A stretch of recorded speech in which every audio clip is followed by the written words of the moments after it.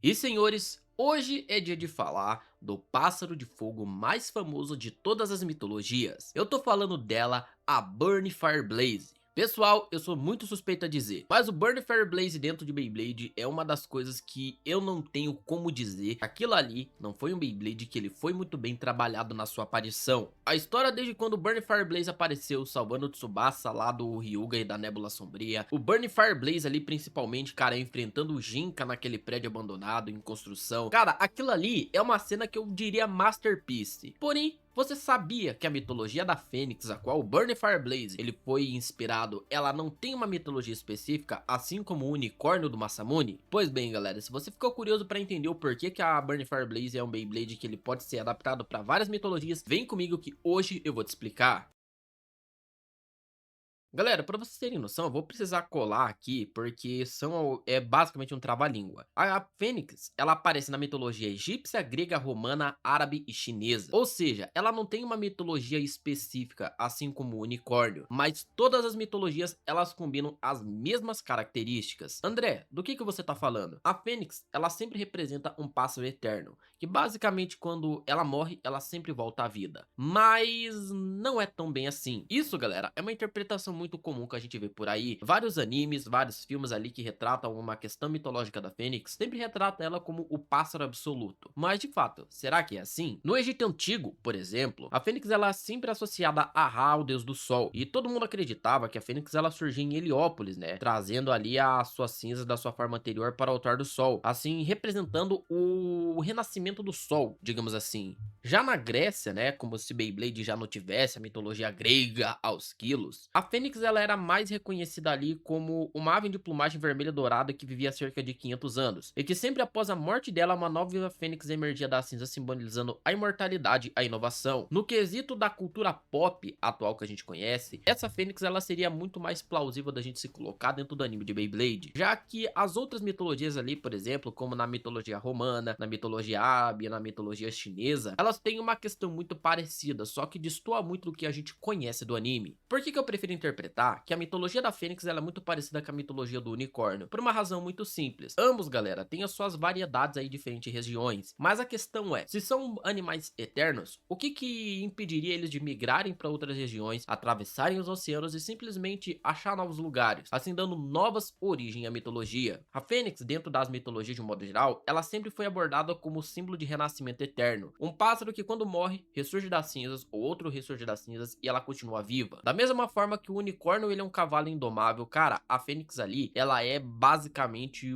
um ser absoluto, né? Todo mundo utiliza a Fênix ali como símbolo de renascimento. A importância da mitologia da Fênix, da emblemacidade que ela trouxe no decorrer dos anos, é uma coisa muito curiosa, porque diversas famílias na era gregoriana, na era romana e principalmente nessas eras atuais da cultura pop, sempre foi colocado como símbolo de prosperidade e renovação. Assim como o cisne era a representação da transformação da vida lá na mitologia grega, a Fênix era o símbolo de renascimento. Então, quando a Fênix morria e outra ressurgia das cinzas, todo mundo achava que aquilo ali era bruxaria, mas não. Independente das mitologias, se ela é mitologia egípcia, se ela é mitologia grega, se ela é mitologia chinesa, a Fênix ela sempre renasce das cinzas assim, surgindo de novo. E essa questão da Fênix sempre ser tratada ali como um santo graal dos pássaros, e a questão dela sempre representar a imortalidade, sempre atraiu ali o olhar muito dos deuses, e principalmente aquela questão da Fênix sempre ali ser um pássaro que sempre foi muito cobiçado. Assim como o unicórnio tirava o seu poder do chifre e ele era muito visado por reis e pessoas gananciosas, e pessoas importantes da época não queriam morrer, então eles queriam a qualquer custo saber como que a Fênix ela mantinha sua longevidade. Então a Fênix durante muito tempo em todas as mitologias, ela também sempre foi um animal muito visado. Não é à toa que a gente tem alguns manuscritos que contam histórias que basicamente o pessoal tentava encontrar o ninho da Fênix, já que uns falavam que ela morava dentro de um vulcão, já que uns falavam que ela morava em uma caverna muito quente, e já que uns também falavam que ela fazia o seu ninho em áreas inacessíveis para os humanos. Quando a gente tenta aplicar a mitologia da Fênix dentro de Beyblade, a gente tem ali uma questão que ela é muito representativa. A mitologia da Fênix de sempre surgir das cinzas e basicamente falar, e aí cambada de filho da puta, eu tô vivo. Basicamente a gente consegue aplicar isso daí muito na questão da ressurreição do próprio Ryo, que é o pai do Jinka. O fato do Ryo não ter morrido naquela caverna e basicamente ter renascido nascido, entre aspas, das cinzas, representa um ponto positivo para a mitologia da Fênix. O fato do Burning Fire Blaze utilizar uma das únicas pontas que a gente chegou a ver no anime, que é uma ponta de metal, que traz aquela sensação de atrito, que traz ali aquela questão de produzir muito calor, é uma coisa que também faz muito significado ao próprio fogo da Fênix, que muitas pessoas acreditavam ser o fogo mais quente do mundo. E uma coisa curiosa, galera, é que sempre a Fênix, de um modo geral,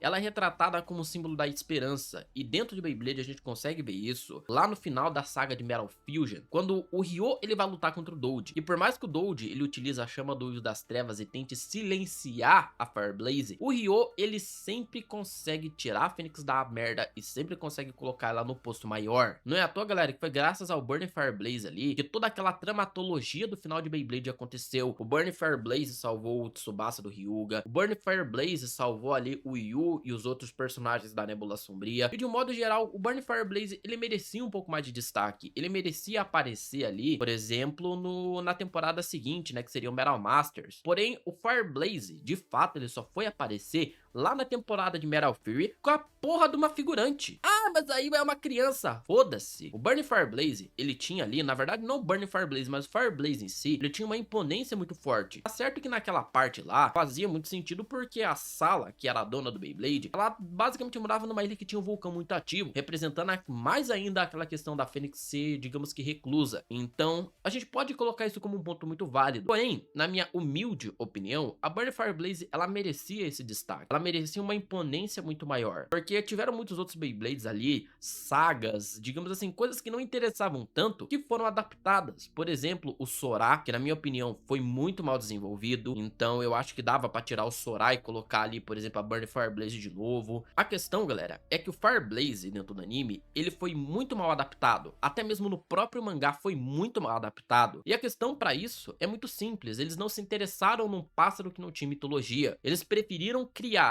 2 episódios dentro do anime que foi direcionado ao Sora, que basicamente tinha um outro Pegasus que não tinha importância alguma pro anime, mas é claro, pra Hasbro e pra atacar a lucrar vendendo Beyblade, jogos, enfim, né? E principalmente ali eles colocaram Beyblades ali que não tinha tanta importância, histórias que não tinham tanta importância de serem desenvolvidas, entendeu? Poderia ser souvenirs, esses Beyblades, como o Big Bang Pegasus não, como é que é o nome dele? Não é Flash Pegasus também, cara? É o Cyber Pegasus, né? Eles poderiam ter colocado muito mais ali como um souvenir, uma peça rara para colecionadores, do que ter implementado dentro do mangá e do anime da forma que foi. Beyblade como um todo, ele tem uma imponência muito grande, e a Fire Blaze, ela também representa essa questão da imponência. Por mais que o Ryo foi feito um retcon muito lixo, a gente pode se colocar que o Fire Blaze ele foi um Beyblade injustiçado, porque ele tinha uma imponência muito forte, ele tinha uma mitologia muito forte, e é óbvio, qualquer pessoa que analisa Beyblade com um olhar um pouco mais crítico, e um olhar ali um pouco mais, digamos assim, velho, isso daqui não seria assim, sabe que o Fire Blaze ele seria um dos Beyblades mais fortes ali da saga total. Mas é claro, galera, a gente vai falar um pouco melhor sobre isso quando a gente encerrar a parte de mitologia aqui no canal, e eu convido você a se inscrever no canal para você acompanhar toda essa saga. Galera, tem muitos outros vídeos que eu já falei aqui no canal, vai estar aqui na playlist de Beyblade Metal Fight. Galera, eu falo muito sobre a questão da mitologia dos Beyblades, e a gente tá encerrando essa parte de mitologia, não por agora, mas daqui a um tempo, porque eu quero abordar outros temas de Beyblade que são muito mais interessantes. Então, galera, eu convido você a se inscrever aqui no canal, deixar o seu like para você poder ajudar a gente a continuar mantendo esse trabalho ativo. Tem uma playlist aqui no canal separada exatamente com todos os vídeos que a gente já produziu sobre Beyblade aqui no canal, que eu tenho certeza que você vai gostar. Rapaziada, meu nome é André, queria mais uma vez agradecer de coração a todos vocês que ficaram até aqui, e é isso daí. Muito obrigado a todo mundo, valeu, falou, fiquem bem e fui!